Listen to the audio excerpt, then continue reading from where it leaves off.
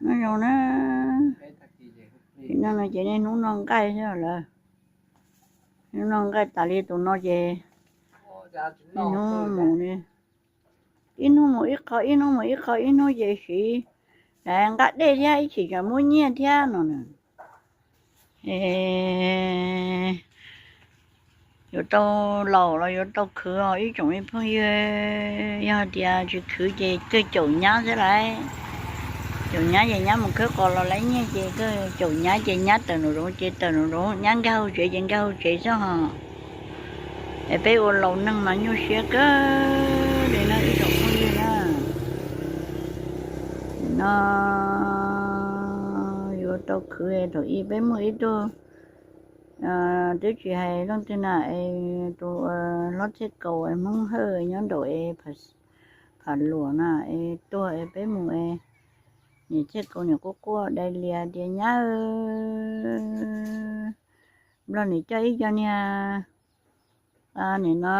rau tôi mua bé bó gì do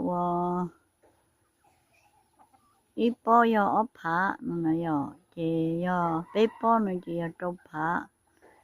chị lót xe nhà đi do dù bé bó lại nó chị chỉ phá này nó lót xe nhà hai đô đô để mình đô cũng xài vô ít hơn nó đô gì chỉ muốn nhẹ vô nó gì là nhà để cú chỉ bỏ nhà nó gì nó đi tụt xe gì nó thêm một tọt khai gì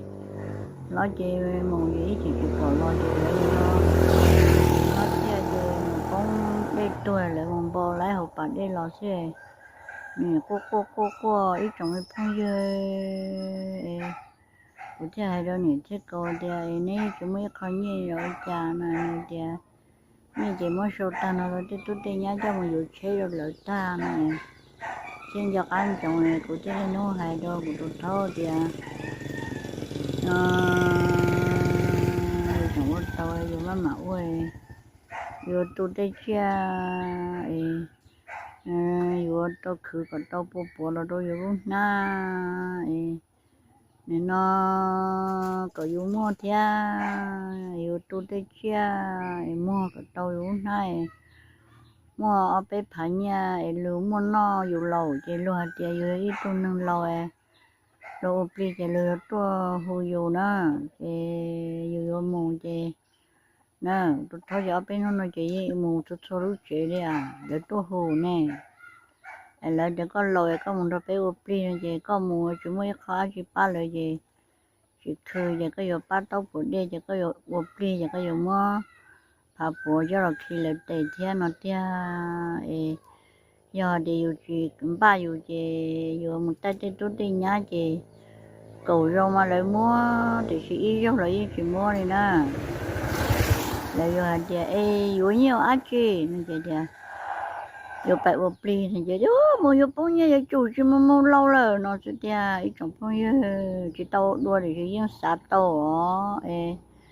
của sự hai cái của do của hai mà còn nó mà của hai cho tàu đua theo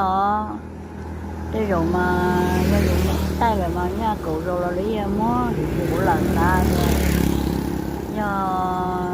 cái cụ rồi luôn mua là cho mới yêu rồi chỉ mua nó này của như xã tôi nó chỉ